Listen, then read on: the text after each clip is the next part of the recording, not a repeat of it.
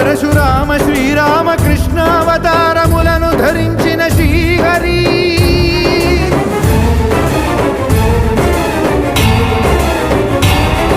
అవతారకుడౌ అవతారమూర్తిగా సాక్షాత్కరించి ధరింపజేయవయా